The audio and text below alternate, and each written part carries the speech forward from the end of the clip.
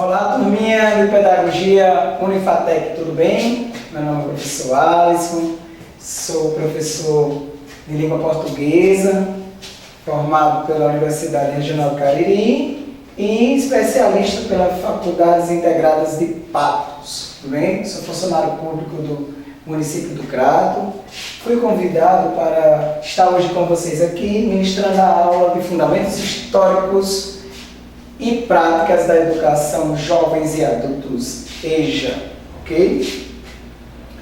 Falar um pouquinho ainda desse processo histórico.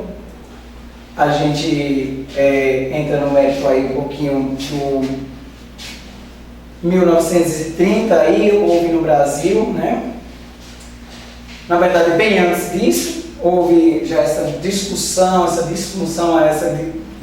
aí para implantar uma educação voltada ao público adulto, né? Então aí a gente tem como referência, por exemplo, a chegada dos jesuítas, né? Mas para que a gente não se alongue muito na nossa aula, turminha, a gente pode começar aí por volta dos anos 30, certo? Com os anos 30 a gente tem aí o governo da Era Vargas. Na Era Vargas a gente teve um fato muito importante, né? Uma promulgação da Constituinte de 37. O Vargas colaborou muito nesse processo para que a gente tivesse uma educação, vamos dizer assim, constituída, né? Obrigatória. Então, em 37, com o movimento Estado Novo ali, uma das primeiras coisas que o Vargas fez foi criar o Ministério da Educação e da Saúde, que era, naquela época ele criou esses dois braços ao mesmo tempo, certo? Então, a gente vem aí também na mesma época, né, na mesma discussão, a gente tem também a questão do movimento escolar novista, né? Foi outro também um movimento que também surgiu nessa época. Mas falando um pouquinho do Estado Novo, pessoal, a gente entende o seguinte: por que o Vargas naquele momento queria dar uma nova cara para o Brasil na questão socioeconômica? Porque até aquele momento a gente não tinha nada definido ainda, a gente não tinha algo assim, uma política pública voltada à educação de jovens e adultos, né? Nada consolidado. O interesse do Vargas em querer que aquilo se tornasse um fundamento, né? Vamos dizer assim, constituído, né? nas leis orgânicas, foi por um motivo, certo? O Brasil ainda tinha um modelo de produção econômica agrária e por esse motivo não havia essa necessidade toda, né, de querer ter uma educação voltada ao público adulto, né, visto que para trabalhar na agricultura o operário não precisaria ser letrado, por exemplo, né? Mas aí com essa toda industrialização, modernização do modelo econômico no Brasil naquela época, o Vargas teve que pensar também nessa questão da educação, né? Então, ao mesmo tempo que ele na Constituinte de 37, ele promulgou, tornou isso a questão do Ministério da Educação e da Saúde, ele também tornou obrigatório o ensino fundamental. Pronto. Né? Outros dos fatores também que colaboraram para isso era o analfabetismo, né, no Brasil. O Brasil ainda não tinha uma educação tão boa, né, como o passar do tempo, porque a população brasileira, vamos dizer assim, a educação de massa, né, a população de massa era muito analfabeta. Tinha muitas pessoas adultas sem saber ler e escrever, certo? Fora aí, a gente está falando aí, fora também dos que eram excluídos pela escola, né? O Vargas, quando ele pensou nessa concepção de criar uma escola obrigatória, né, de tornar isso lei, mas gente, foi meio que assim, duvidoso, sabe? Não funcionou do jeito que era para ser. No papel da Constituinte 37, estava lá, educação para todos. Mas não era educação para todos, pessoal. Certo? Por quê? Porque os interesses do Vargas, naquele momento, era basicamente formar pessoas, né? Capacitar pessoas aí para assumir postos no Estado, né? Para garantir aí a questão da estrutura estatal, né? A estrutura do Estado, funcionários do Estado que pudessem gerenciar aí o sistema vamos dizer assim, estatal, né?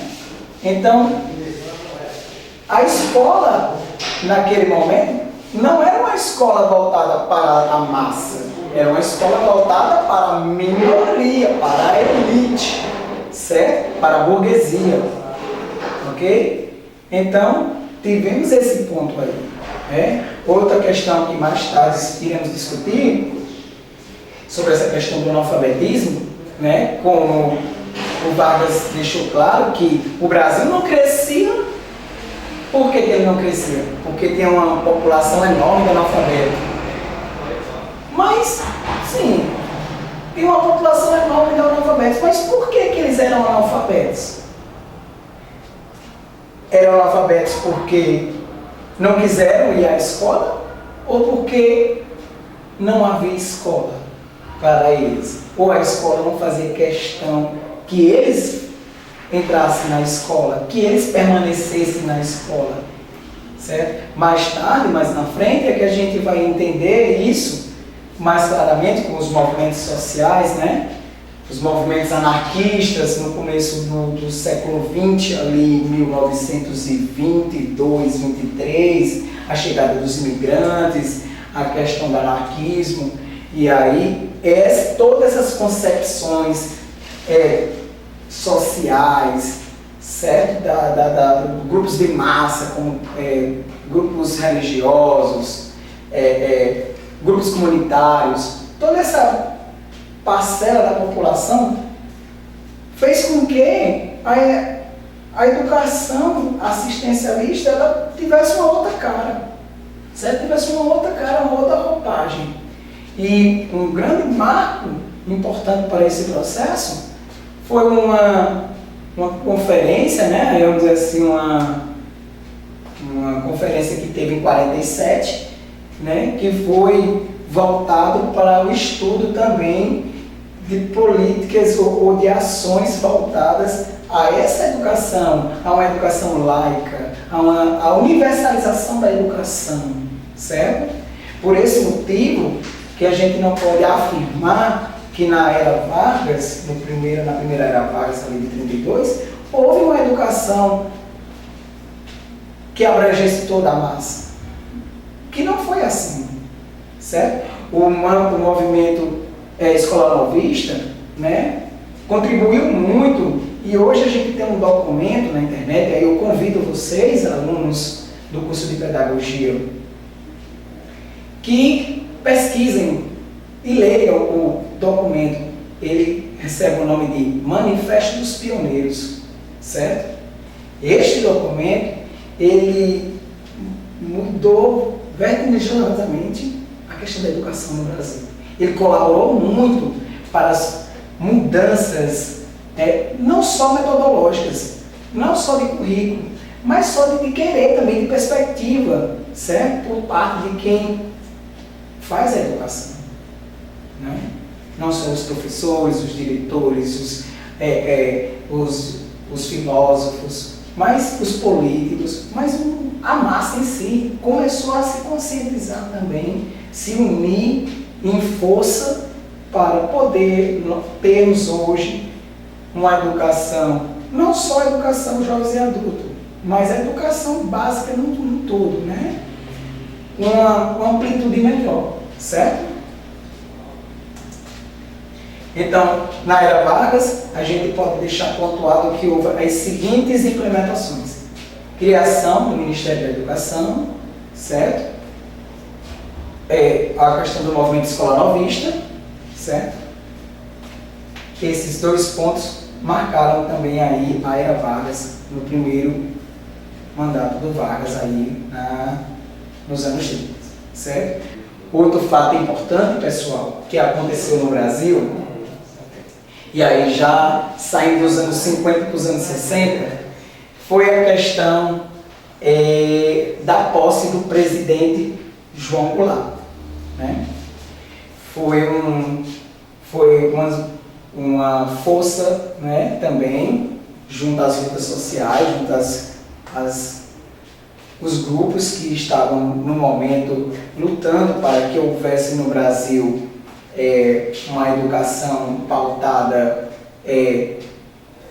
nos valores culturais, na identidade do sujeito, certo? Até mesmo porque, pessoal, imagine só, como é que eu vou criar um modelo de educação a qual o aluno ele seja inerte, que o aluno não interfira no processo, que ele não colabore no processo? Como daria isso? Como isso realmente iria alavancar a sociedade num todo? Num todo, não só parte, mas num todo, né? Essas concepções, e aí eu vou te falar um pouquinho sobre a questão desse termo pedagogia bancária. Ele surgiu bem antes do Paulo Freire. Ele surgiu lá em 32 com os pioneiros, certo? Porque eles também já viam com maus olhos essa questão do aluno ser depósito, de o aluno ser um banco, onde se colocam coisas lá, sem os aspectos estruturais desse aluno, certo? Então, lá em 58 para 60, né, com a posse do presidente João Goulart, a gente teve também uma força a mais dos movimentos aí, dos grupos sociais que estavam frente à questão das elites, né, batendo de frente com as elites, para que no Brasil tivesse uma educação de classe mais puxada para essa que a gente tem hoje, né, visando uma concretização, né, vamos dizer assim, uma concretização. Então, João Goulart, no governo Vargas, ele era ministro do Trabalho, né, e ele era ligado a esses movimentos, ele tinha essa mente deles, essa sintonia com os movimentos sociais comunitários para a educação de massa, para a educação jovens e adultos, né? Então, uma das coisas que ele fez quando ele era ministro, que eu achei bem interessante, ele deu 100% de aumento à classe trabalhadora. E isso, minha gente, naquela época, já irritou a elite, né? Aqui daí já ficou meio assim queimado, né? No termo hoje popular, e ficou queimado com a elite burguesa do Brasil naquele momento, por esse fato, né? A gente tinha também o ministro da Economia, Celso Freitas, que era um cara também extremamente crítico, que batia também em frente a essas resistências, né? E ele era também em frente também dos movimentos sociais, ele era bastante conceituado nessa questão de países desenvolvidos e subdesenvolvidos, então era um cara que tinha uma história lá fora do Brasil. Então era um cara bastante, vamos dizer assim, preparado. Então, minha gente, sem dúvida, se o governo Goulart, que a gente chama, como ficou chamado como Jango, né? Se ele tivesse demorado mais, né? Tivesse tido mais oportunidades, o Brasil teria crescido bem mais. O Brasil teria tido uma nação assim que teria recuperado o prejuízo muito mais rápido. Mas só que naquele momento, pessoal, estava tendo muita greve, certo? Muitas manifestações, e aí isso forçou os militares a assumir o governo. E aí teve o golpe. A gente teve um golpe aí.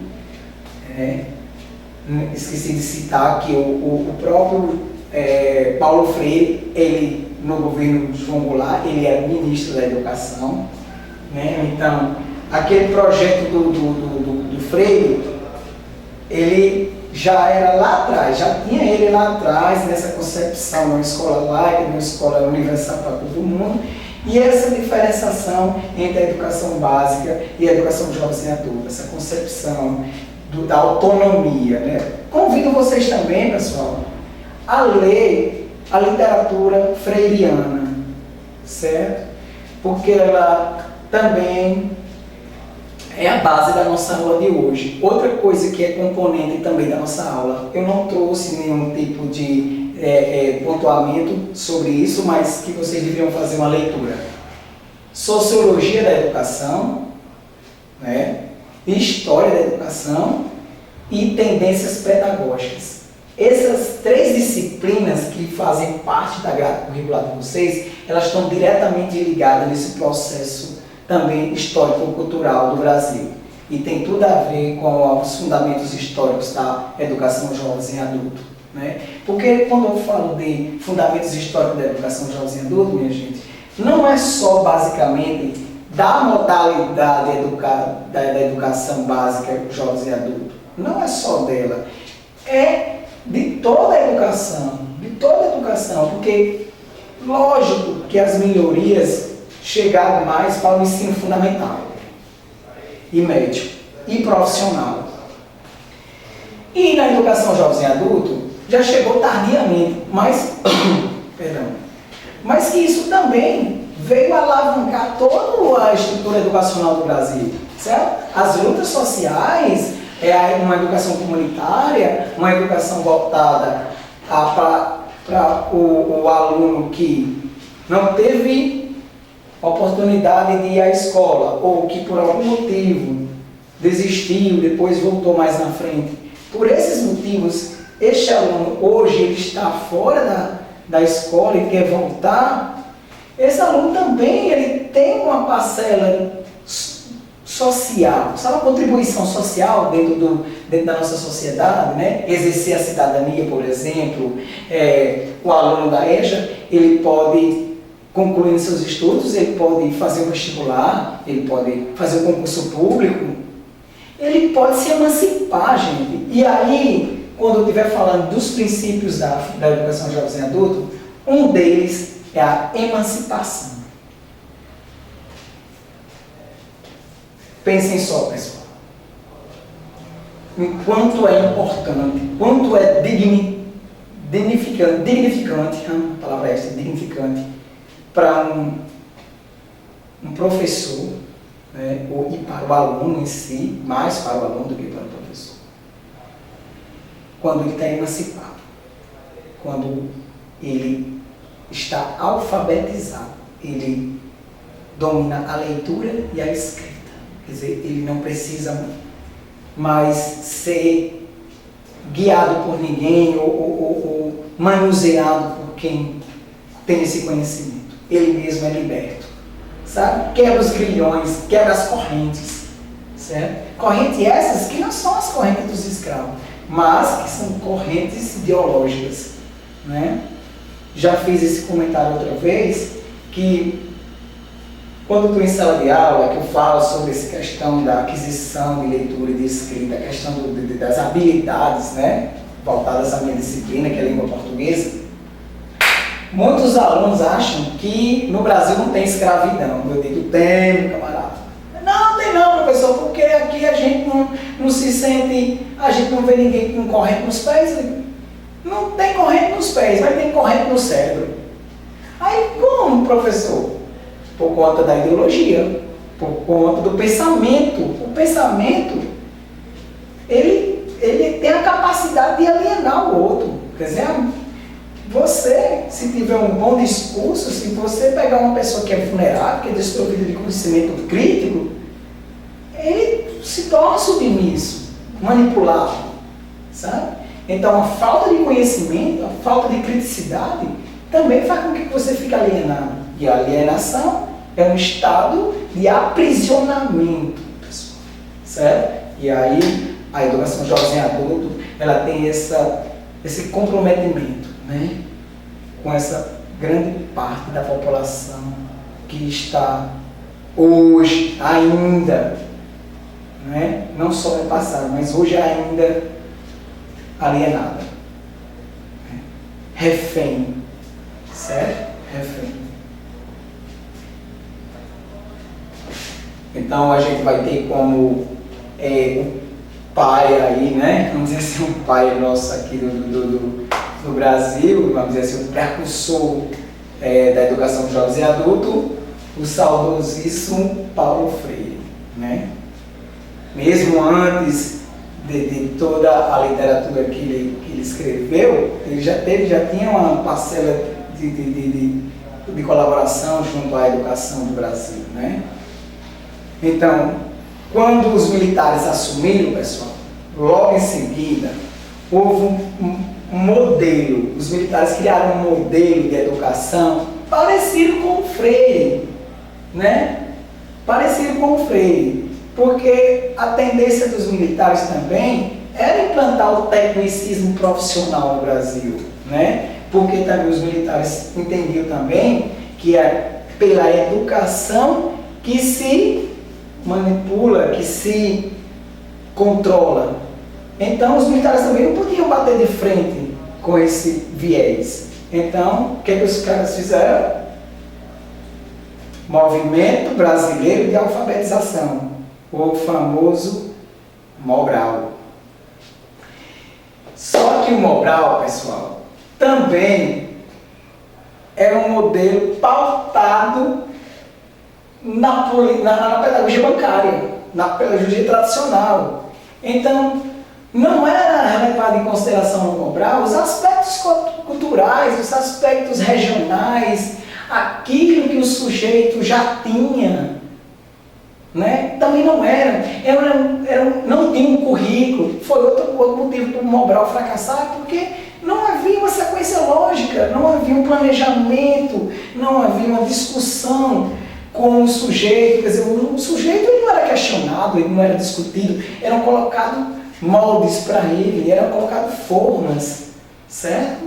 Então, também no Mobral, houve também a reprodução aí do modelo que já havia no Brasil, que era o ensino tradicional, enciclopédico. Toda a vida, pessoal, que caiu numa prova de concurso, uma questão falando sobre tendência pedagógica ou voltando para esse termo da política tradicional, sempre vai ter manutenção da burguesia e a questão do currículo, da questão dos conteúdos enciclopédicos.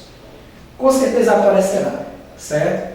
Se estiver fazendo alusão a esse tipo de metodologia de ensino, esse tipo de concepção de ensino, com certeza haverá essas peçazinhas dentro da questão, ok? Então, o Mobral também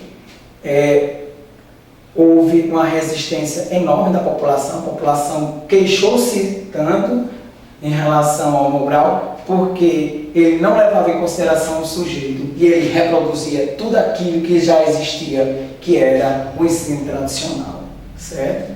E devido ao pouco tempo que o Paulo Freire ficou à frente ali do Ministério da Educação e o pouco tempo do governo provisório, o que aconteceu?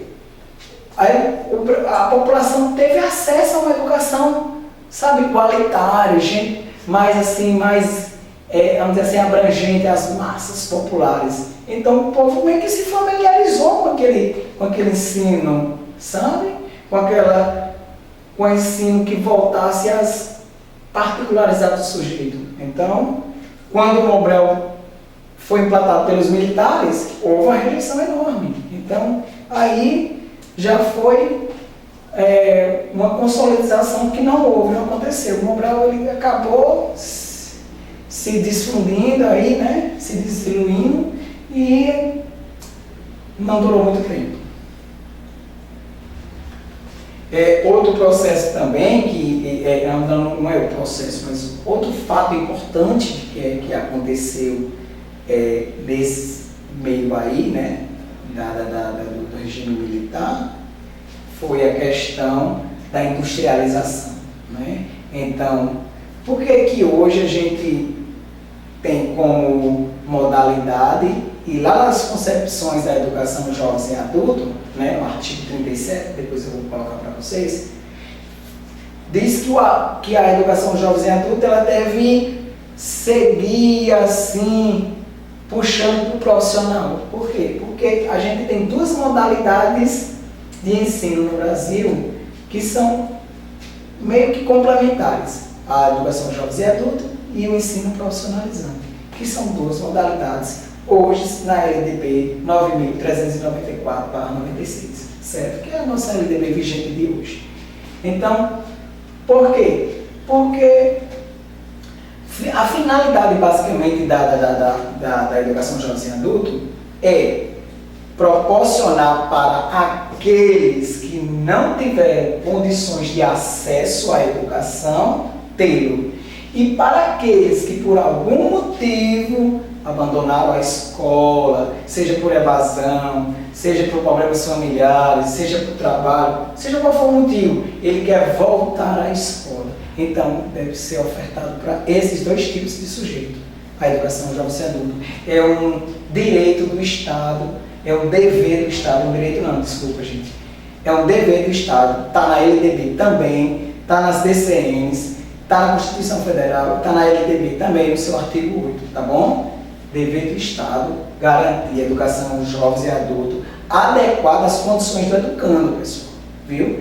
Porque se a gente for olhar a educação jovens e adultos hoje e a educação jovens e adultos dos anos passados, aí, né, das décadas passadas, era mais frequentemente você encontrar educação jovens e adultos à noite, quando o aluno já vinha do trabalho, vinha da cerâmica, vinha da lavoura, vinha do trabalho, cansado, sabe, esgotado mesmo fisicamente e mentalmente, e ia para a sala de aula. E quando chegava lá, muitas vezes, infelizmente, encontrava uma pessoa que não fazia nenhum esforço para que esse sujeito se agraciasse pelo estudo, quisesse dar continuidade ao estudo, ou permanecer na unidade educacional, certo? Ter um estímulo, né? Também acontecia também esse paradoxo na educação. Imagina, por que é um paradoxo? Porque é uma pessoa que deveria estar ali para acolher e estava ali para afastar. Né? Infelizmente acontecia esse paradoxo. Né? Então, a educação jovens e adulto, ela também, no começo lá dos anos 20, ela também teve uma colaboração da igreja. A igreja também não queria ficar de fora, né? Então, os movimentos, vamos dizer assim, católicos, também colaboraram para que a educação jovens e adultos fosse implementada, né? Mesmo que eles apoiaram os anarquistas, mas com medo, né, também, porque poderia surgir ali uma ideia, vamos dizer assim, do ateísmo, né? Mas que eles, de certa forma, também concordavam que a educação jovens e adultos, né, vamos dizer assim, a escolarização desses analfabetos deveria ser uma coisa emergencial, deveria ser uma coisa para o ontem, né, também, né? Nos anos 70, a gente teve a LDB aí 5.692, que também já trazia diretrizes já, né, para a educação jovens e adultos, certo? Então, não é quem criou a EJA, mas quem realmente deu um norte, norteou, lutou, escreveu, né? E abriu mão de muitas coisas também, né? Porque tudo tem um preço. Foi o Paulo Freire, né? O Paulo Freire realmente, não só ele, mas Anísio Teixeira, e entre outros também, que estavam naquele grupo de pioneiros da educação, a qual hoje a gente tem um agradecimento enorme a essas pessoas que não estão mais com a gente, mas que a filosofia deles, os ensinamentos que eles nos deixaram, fizeram com que hoje nós tenhamos uma educação laica, uma educação universal, né? Hoje é pauta das conferências, hoje é lei, assim, é meta no PNE, no Plano Nacional de Educação, é meta. É também a obrigatoriedade dentro das constituintes, como na CF de 88, assim também como na LDB, né? Ter vaga para todo mundo, né? Vaga da escola regular dos 4 aos 17 anos é obrigatoriedade, não só gratuita, mas obrigatória, né? Então, tudo isso foi herança, né, desses movimentos, pessoal. É herança desse movimento de luta, pessoal, de luta mesmo, sabe? A educação no Brasil hoje ela é bem melhor do que a dos nossos pais, dos nossos avós, mas foi conquistada com luta, com força, e a rua, certo? Não foi nada fácil conquistar o que temos hoje. Então, a gente deve entender que esse processo histórico ele se deu em meio a travas, né? Assim, a conflitos, né? Não só ideológicos, mas físicos também, muitas vezes, né? No caso dos movimentos na rua, né? Então, qual a importância de a gente ter a EJA hoje para o contexto brasileiro? Bom, outro ponto interessante, pessoal, dessa aula, né? E eu convido a vocês a pensar um pouquinho aí. Vejam só. Gente, a EJA, a Educação Jovem e Adulto, dos anos 60, era para as pessoas que não tiveram acesso à educação, né? E a gente, quando a gente fala de EJA, quando olha para trás, né, lembra dos senhores, 50 anos, 60 anos, né, da terceira idade, vamos dizer assim, né? Pessoas adultas também, mas já com a idade mais avançada, né, pessoal? Né? Só que hoje, pessoal, convido vocês a entrar numa sala de EJA, e vocês, na maioria das salas de EJA aqui da nossa região, convido vocês a fazer uma visita assim que passa essa pandemia, assim que tudo normalizar, que a gente poder ter o contato, que a gente poder estar dentro da sala de aula, com aquele calor humano todo.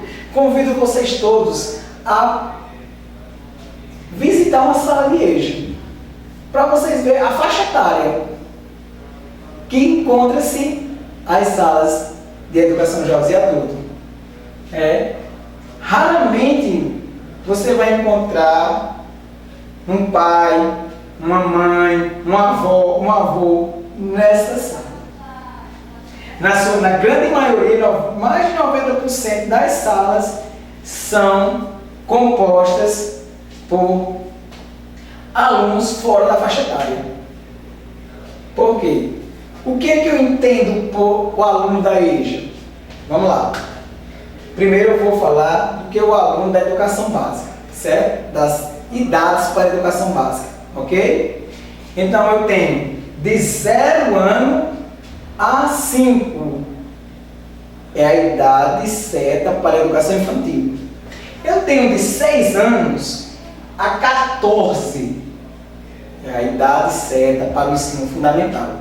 E eu tenho 15 anos a 17 anos, a idade certa para o ensino médio. Beleza? E a EJA? Bom, vamos lá. Eu tenho EJA no ensino fundamental e no ensino médio. Ok? Então, qual é a idade certa para o aluno da EJA no fundamental? Se na idade certa ele tem que sair com 14, então a idade certa para a EJA no fundamental é 15 anos. Ok, pessoal? Ok, pessoal? Então, no médio vai ser o que? Idade certa? 17. Então, qual é a idade do aluno para o médio na EJA, em SEJA, né? Que é lá o ensino médio do EJA? 18 anos. Então, 15 no fundamental e 18 no médio. Essa aí é a idade mínima para estar matriculado na modalidade jovem e adulto hoje, pessoal, certo? E quando a gente a gente vai olhar para as salas de EJA, em tentar nesse universo das salas de educação de jovens e adultos, pessoal, pode olhar que mais de 90% é por adolescentes que estiveram por repetência, por evasão escolar, por repetência no fundamental, ou porque saiu, foi morar com os avós, depois voltou, então desistiu, seja muitos motivos, esses motivos, esse adolescente ficou fora da faixa etária, né? E agora está na EJA para poder nivelar e ele voltar para a idade certa, certo? Muitas vezes nem consegue. Ele está com a idade tão avançada que ele tem que fazer EJA fundamental e EJA médio para poder concluir seus estudos da educação básica, certo?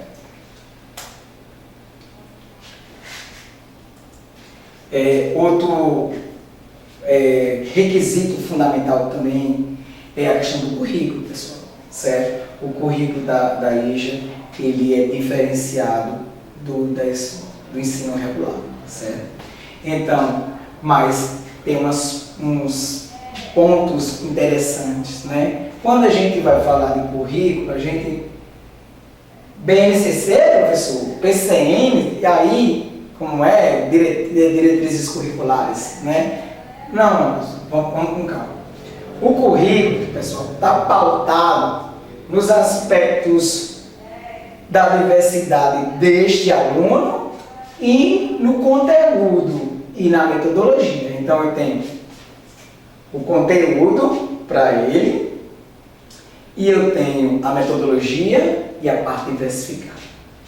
E aí orienta o professor, pessoal. Aí nessa parte da nossa aula a gente já vai ver aí essa questão do professor, certo?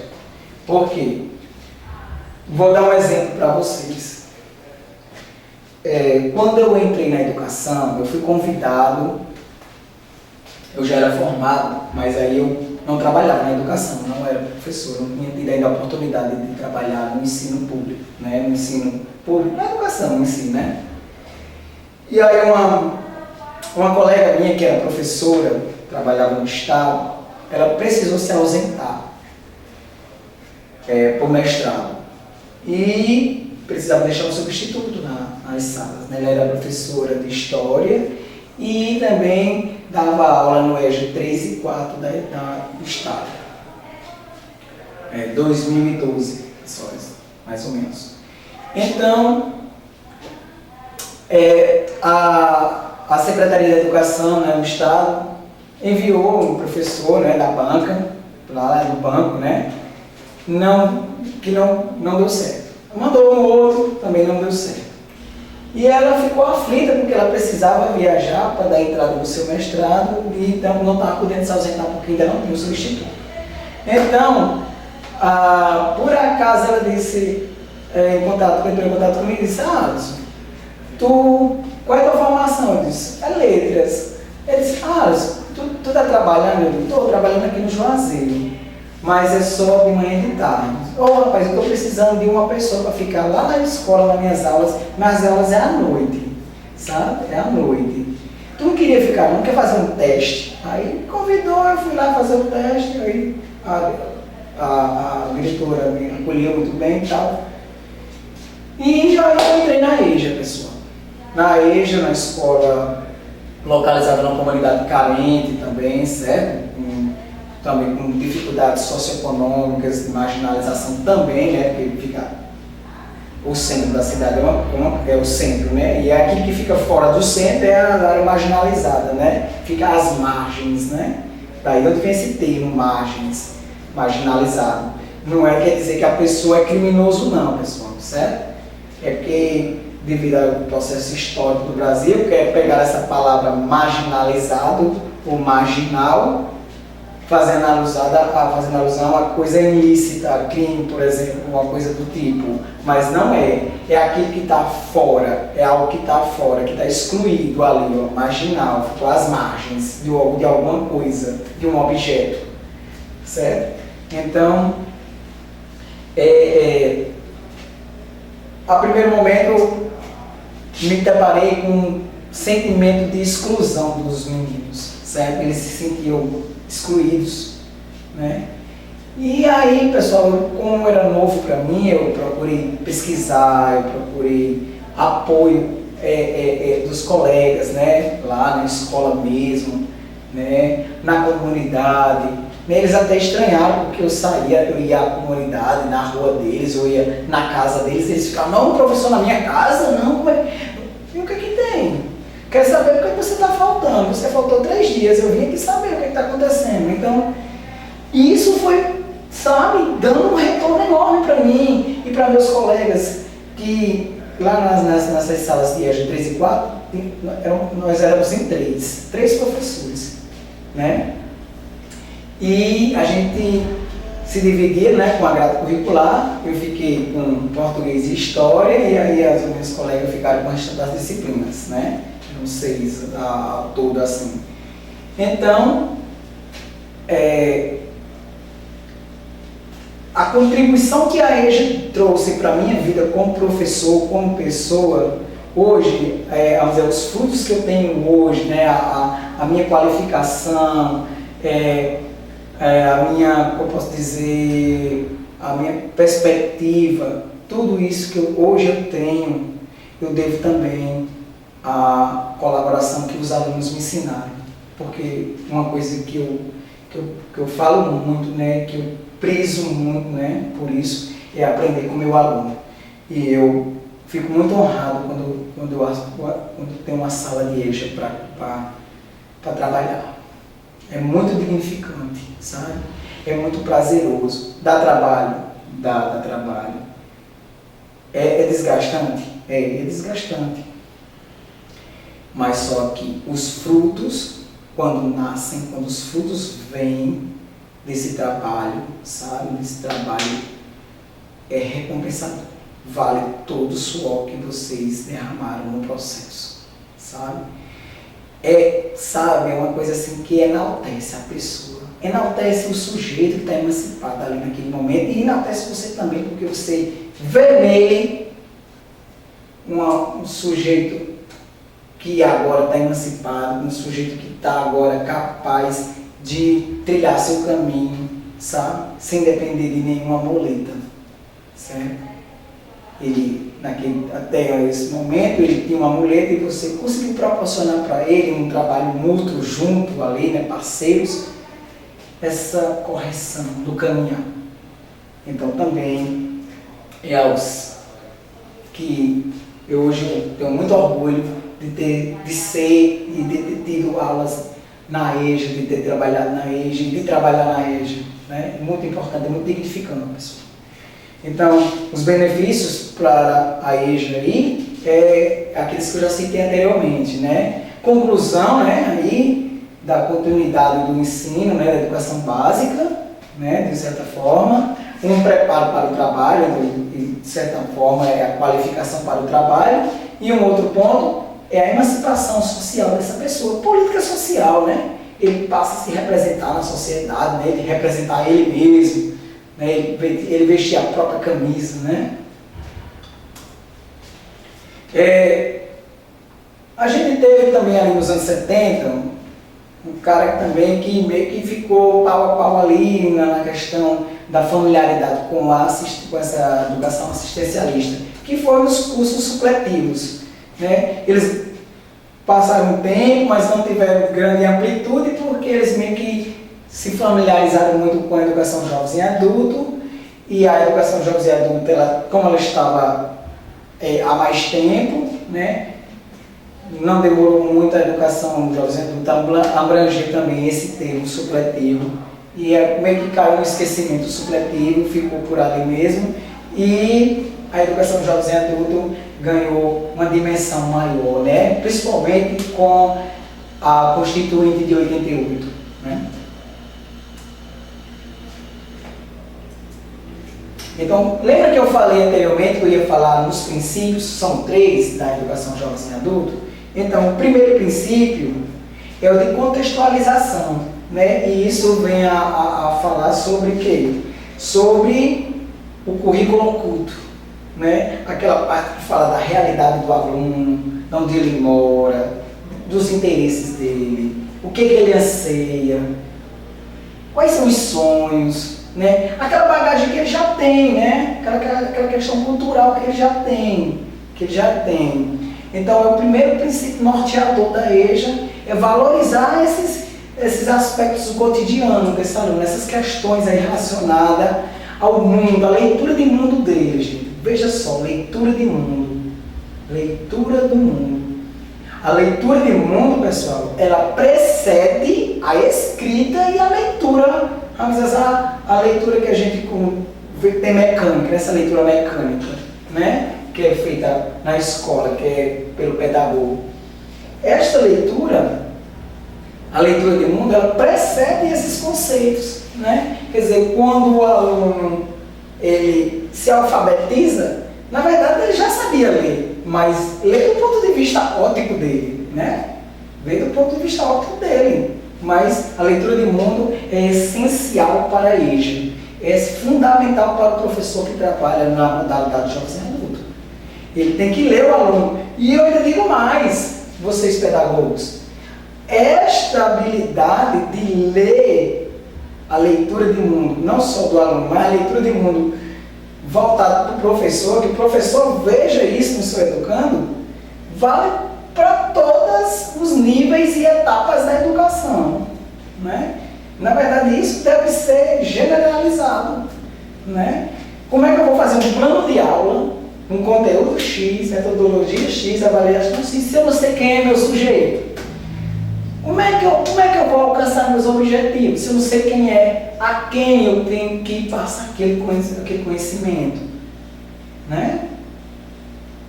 Então precisa ter a leitura do sujeito, né? E aí os aspectos de contextualização dele são fundamentais para a construção das relações cidadãs aí, né? Da inserção do aluno político, né? Do aluno político.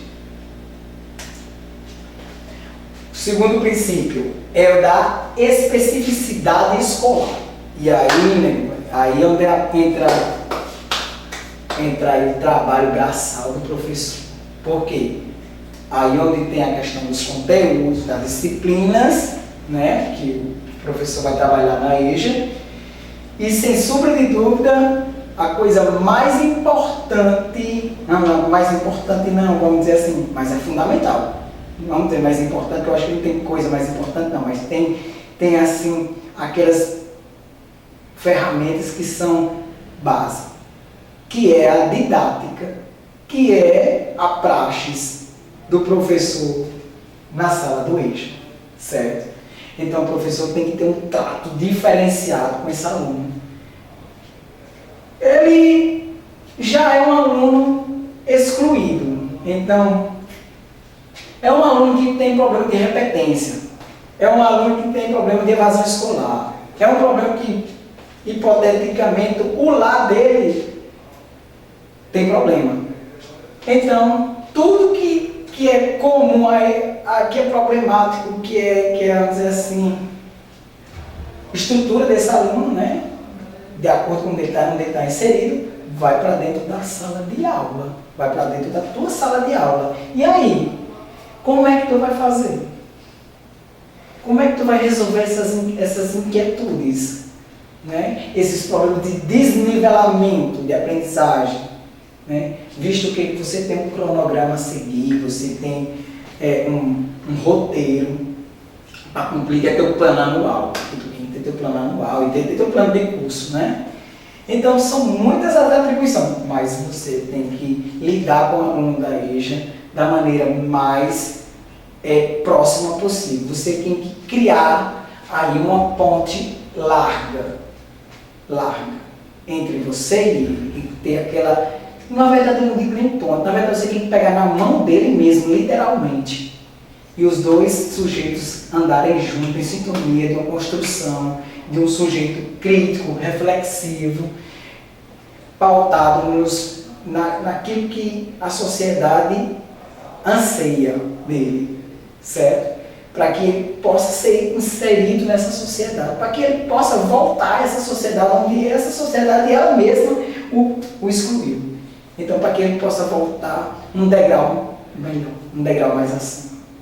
Então, eu preciso que o professor ande de mãos dadas, junto com esse educando, certo? Para oferecer a ele as mesmas possibilidades. E aí eu vou fazer uma lacuna aqui, vou abrir uma janelinha, desculpem aí o tempo, mas eu vou abrir uma janelinha para falar de uma coisa que eu faço, não sei vocês, mas eu faço. Se é para dizer, se é para a gente garantir condições reais para o aluno da EJA, se é para ele alcançar o vestibular, se é para ele alcançar o concurso público, se é para ele se emancipar, eu tenho que dar a ele também a mesma oportunidade que eu dou ensino ao aluno da escola regular. Então, o que eu faço? Como é a questão do currículo da EJA? Ele chega à escola em formas de manuais, certo? Em formas de manuais. Agora, Alisson Silva Peixoto, professor Alisson, faço o seguinte: como eu sei até que ponto eu posso fazer, eu sei dos meus limites, e eu sei também daquilo que eu consigo tomar por decisão na minha aula, né? Eu sou o regente da minha sala de aula, né? Que lá nós somos parceiros, não que eu sou o regente, mas assim, para discutir coisas que não são pertinentes a eu e eles, assim, coisas mais políticas da escola, aí eu sou o regente. Mas lá dentro da sala de aula, a gente é uma equipe, certo? Então, o que é que eu faço? A EJA está dividida em blocos. Então, o primeiro semestre é para uma série e o segundo semestre para outra série, né? Já que ela é dualista. O que é que eu faço? Eu pego, se for um EJA 3, sexto e sétimo, eu pego o livro do sexto ano e uso no primeiro semestre. Pego o livro do sétimo e uso no segundo semestre. Né? Eu trabalho a mesma questão que eu trabalho na aula regular lá, só que numa perspectiva diferente. O mesmo conteúdo, mas só com uma perspectiva diferente. Certo? Por quê? Porque o outro está no nível mais alto. O aluno da EJA, geralmente, está no nível mais fraco, mas nem por isso eu deixo de cobrar dele, nem por isso eu deixo de forçar, de instigar ele a avançar. Certo? Então, o material didático é o mesmo, não discrimino eles pelo material didático. Né? Eu não gosto muito desses manuais, que foi uma herança de uma coisa que houve no Brasil, que foi supletivos, Telecurso 2000, tempo de avançar médio e tal, deixou essa herança por EJA. Mas aí eu não utilizo esse material, mas é eu, pessoal, professor Alisson, eu faço as coisas assim, na minha perspectiva, para possibilitar para eles o máximo possível de oportunidades que eles possam engrandecer. Ok? O terceiro aí, né, e o último princípio está voltado aí, né, aquilo que a gente já comentou, que é os frutos, né, da educação jovem e adulto, né, que é possibilitar a emancipação política desse cidadão, também dar continuidade no ensino a ele, né? Levando ele para completar a etapa da educação básica e também direcionar também para a educação profissional e para a educação lá no ensino superior, né? Isso aí é a da significação, o princípio da significação, que é o terceiro princípio da educação jovem e adulto. Ok, pessoal? Então, ser professor na educação jovem e adulto é isso. Sabe? É estar se qualificando, é estar pesquisando, é estar lendo, é estar observando as concepções filosóficas do país, as mudanças sociais, sabe? Que o mercado, como é que está o mercado, como é que está a questão da desigualdade social. O professor tem que estar antenado em tudo isso, porque isso faz parte da aula dele, faz parte dessa modalidade. Ele tem que estar ali em sintonia para sanar esses problemas, certo? Que vão estar dentro da sala dele, porque o alunado, ele é excluído, sabe? Foi segregado em algum momento da vida dele de ter os mesmos direitos constitucionais que os outros, independente de ser de qual proveito, mas é cidadão. Se é cidadão, todo mundo está igual. é regido pelo mesmo código de leis e éticas lá da Constituinte.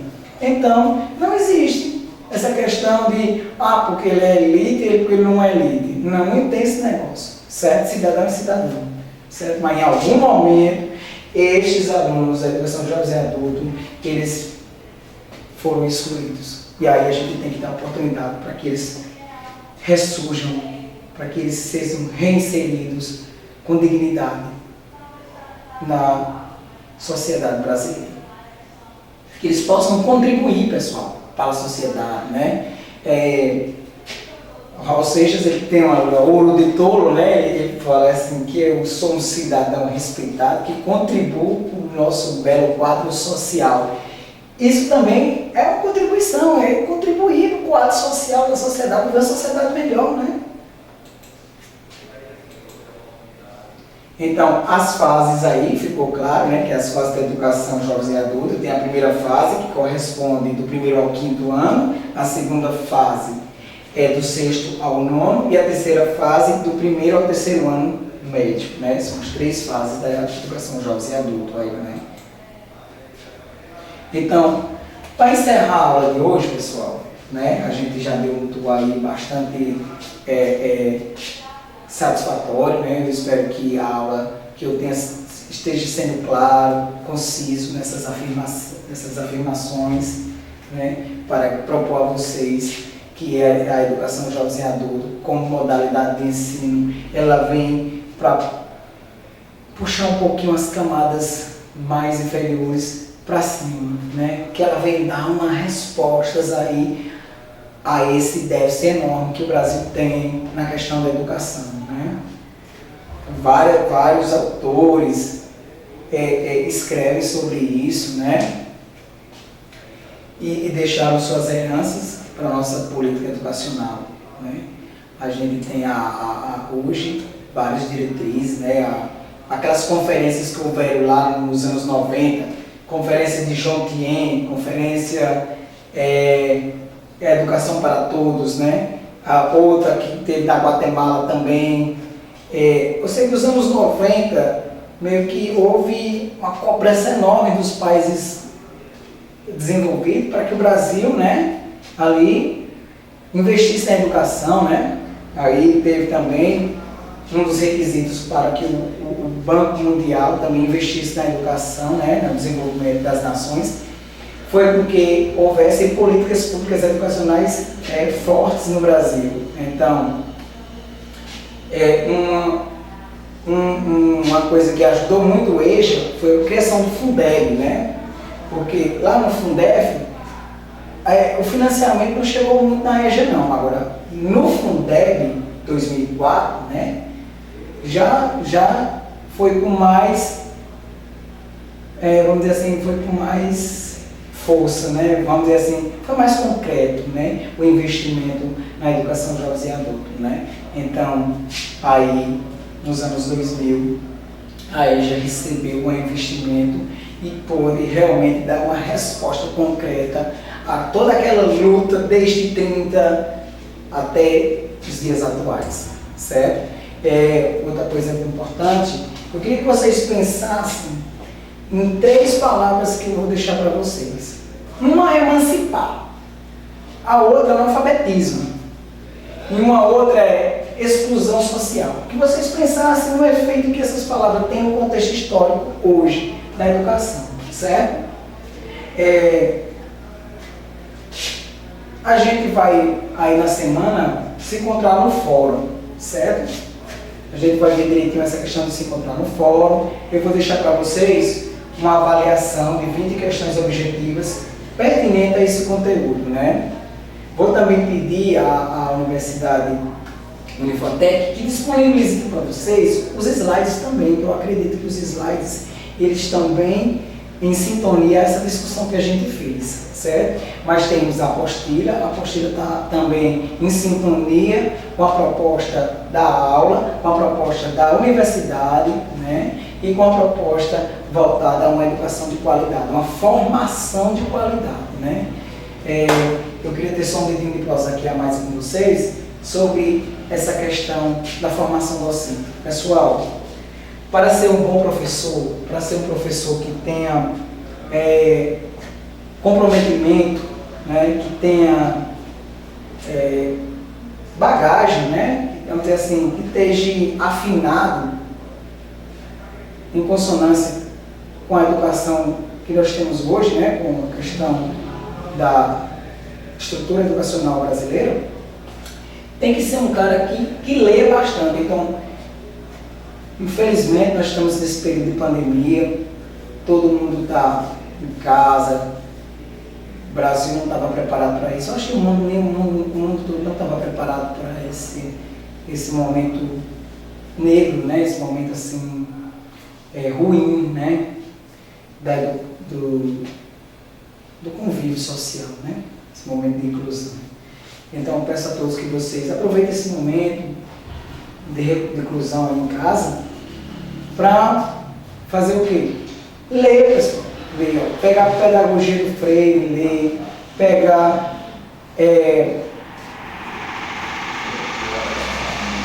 Gatoti, né? Que é outro filósofo também, discípulo de Paulo Freire, mas que vocês peguem também documentos relacionados à educação de jovens e adultos, né? As DCNs, Resolução 04 também, um outro livro que vocês que falem dessa história da educação. E, acima de tudo, pessoal, que vocês leiam a bibliografia, né? Almeida, por exemplo, né? Maron, que vocês leiam a bibliografia voltada ao curso de pedagogia. O curso de pedagogia é um curso extremamente grande, extremamente complexo e que tem uma área de atuação enorme. Então, desde já, agradeço demais a oportunidade da Unifatec em me permitir estar hoje com vocês aqui nessa aula. Agradeço demais agradeço também a Deus, né, por saúde, está trabalhando e graças a Deus, em breve, isso tudo vai passar, pessoal. E a gente vai estar calorosamente na nossa sala de aula. Então, desde já, meu obrigado a todos, uma boa semana, bons estudos, fiquem com Deus e até em breve, tá ok? Tchau, tchau, um abraço a todos.